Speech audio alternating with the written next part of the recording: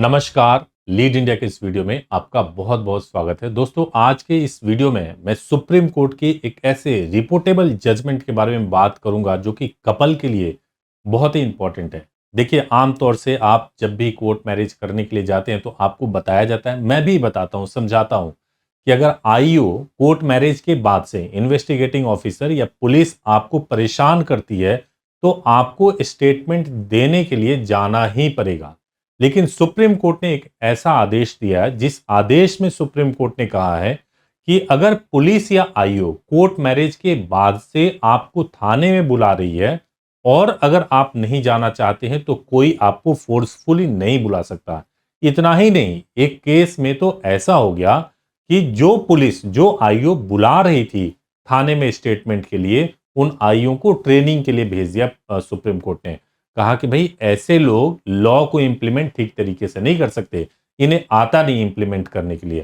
तो ये केस बहुत इंपॉर्टेंट है और इसको ठीक से समझिएगा और पूरा एंड तक वीडियो देखिएगा ताकि आपको क्लियरिटी मिल जाए। और इस केस का जो जजमेंट है वो इसी वीडियो के डिस्क्रिप्शन लिंक में है, उसको आप खुद भी देख सकते हैं। ये क्यों इंपॉर्टेंट है कि अगर आपने कोर्ट मैरिज किया है, पुलिस आपको फोर्सफुली बुला रही है, तो उस वक्त आप उस पुलिस को सुप्रीम कोर्ट के इस आदेश जजमेंट की कॉपी दे सकते हैं और इतना ही नहीं, उनको बता भी सकते हैं कि आप इस जजमेंट को पढ़ लो ताकि आपको भी समझ में आ जाए कि आप ऐसे सिचुएशन को कैसे आपको डील करना है।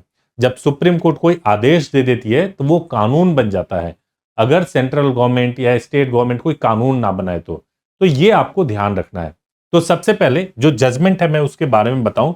ये जजमेंट है, इसकी पूरी कॉपी मैंने वेबसाइट पे डाला हुआ है और आपको लिंक डिस्क्रिप्शन में, उसको आप देख लीजिएगा। अब आपकी बहुत दिलचस्पी होगी कि भाई इसमें क्या है, सब कुछ मैं आपको डिटेल में बताऊं। तो इसमें जो इंफॉर्मेशन है और जो केस का मैटर है वो मैं आपको बताता हूं। देखिए, कहानी की शुरुआत जो होती है वो 14 अक्टूबर 2020 को शुरू होती है।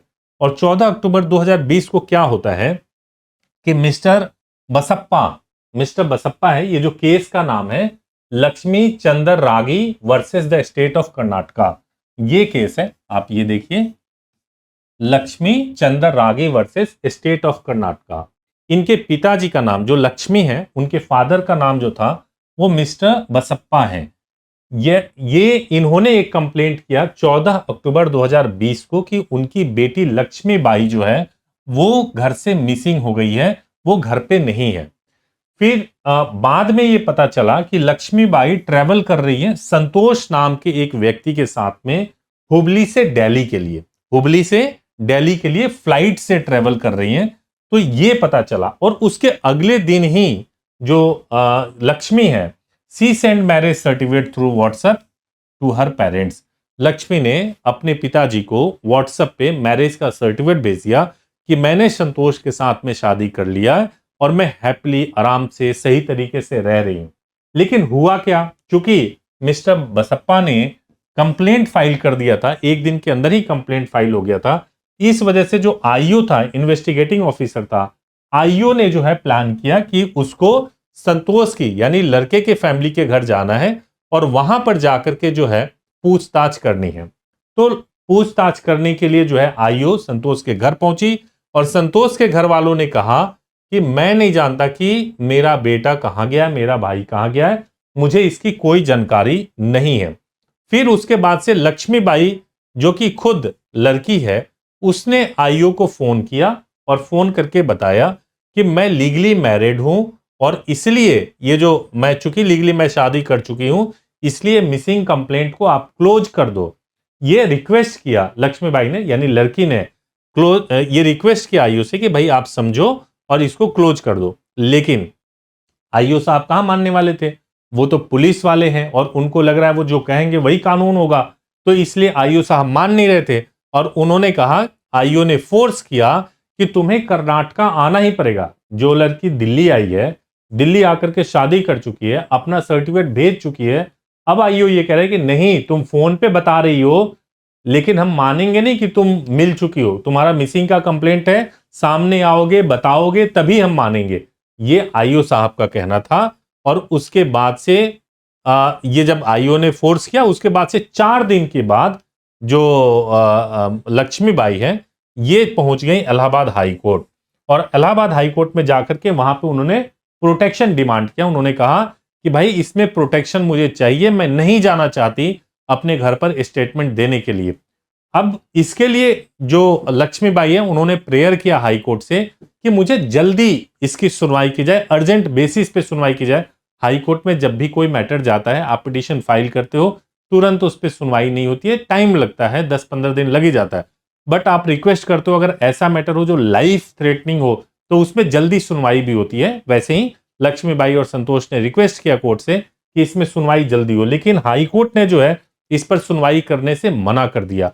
हाई कोर्ट ने कहा कि भाई मैं जल्दी इस पे सुनवाई नहीं कर सकते, रेगुलर प्रोसेस के हिसाब से ही सुनवाई होगा। हालांकि कपल ने यह भी कहा कि हो सकता है कि कर्नाटका की पुलिस दिल्ली आ जाए, मुझे गिरफ्तार करके लेकर चली जाए सुनवाई करने के लिए, लेकिन ऑनरेबल कोर्ट ने इसको नहीं सुना। उसके बाद से नेक्स्ट डे ये लोग पहुंचे सुप्रीम कोर्ट में, और वहां पे सुप्रीम कोर्ट में जो है इनकी सुनवाई हुई। और सुप्रीम कोर्ट में क्या सुनवाई हुई उसके बारे में अब मैं आपको बताने जा रहा हूं। ये बहुत इंपॉर्टेंट मैटर है कि सुप्रीम कोर्ट में क्या सुनवाई हुई। देखिए, एक दिन के अंदर पुलिस को इंफॉर्मेशन मिल चुका था कि जो बेटी है उसने कोर्ट मैरिज कर लिया, शादी कर लिया है, फिर भी उसके खिलाफ एफआईआर रजिस्टर्ड हो गया था। तो सबसे पहला काम तो यह किया सुप्रीम कोर्ट ने कि एफआईआर को रद्द कर दिया, क्वैश कर दिया। यह सुप्रीम कोर्ट को अपना अधिकार होता है और सुप्रीम कोर्ट ने इसको कर दिया। दूसरा, सुप्रीम कोर्ट ने इंपॉर्टेंट एक रिमार्क्स दिया और कहा कि अगर दो बालिग लोग आपस में शादी करना चाहते हैं तो उसको किसी भी तरीके से रोका नहीं जा सकता और उसके लिए फैमिली के कंसेंट की कोई जरूरत नहीं होती है। यह सुप्रीम कोर्ट का सेकंड ओपिनियन आया। तीसरा, सुप्रीम कोर्ट ने कहा कि जो इन्वेस्टिगेटिंग ऑफिसर था, जो आईओ था, उसका जो स्टेप था वो रॉन्ग था। उसने गलत तरीके से सिचुएशन को हैंडल किया, गलत तरीके से लॉ को इंप्लीमेंट किया।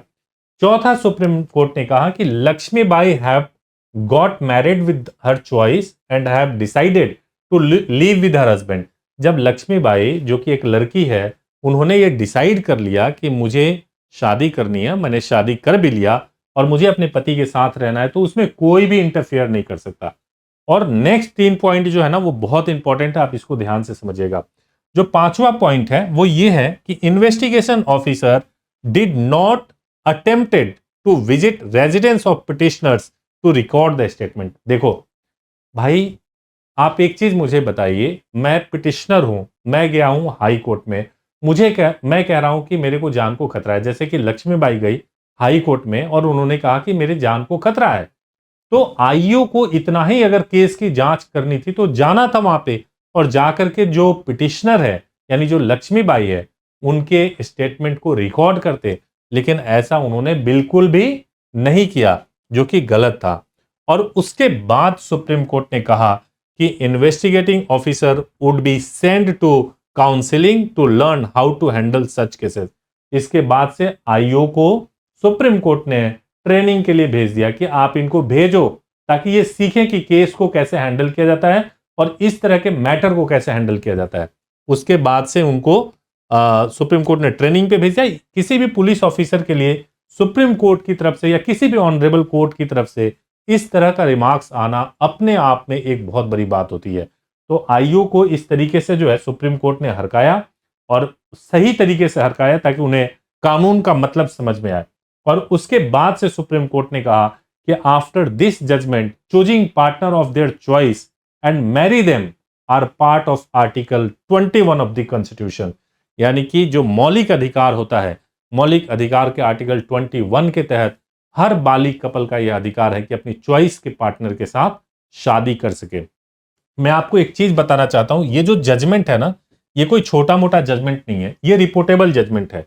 रिपोर्टेबल, देखिए ये जजमेंट जो है रिपोर्टेबल जजमेंट है। रिपोर्टेबल जजमेंट का मतलब ये होता है कि इसको सुप्रीम कोर्ट ने रिपोर्ट किया, बताया है कि बहुत इंपॉर्टेंट जजमेंट है, इसको फॉलो किया जाना चाहिए। तो इसलिए ये जजमेंट ऐसा है कि कभी भी अगर आपके साथ कोई दिक्कत हो रही है कोर्ट मैरिज के बाद से, तो आप आईओ को इस जजमेंट के बारे में बता सकते हैं और इस जजमेंट का लिंक आप इस वीडियो के डिस्क्रिप्शन बॉक्स में देख करके आप उसको सेंड भी कर सकते हैं।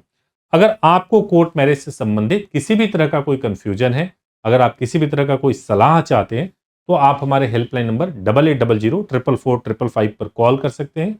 सुबह 9 बजे से लेकर शाम को 8 बजे के बीच में कॉल कर सकते हैं। मेरी टीम आपको गाइड करेगी और आपकी सभी समस्याओं का कोशिश करेगी कि समाधान हो। Thank you so much for watching this video. Thank you so much.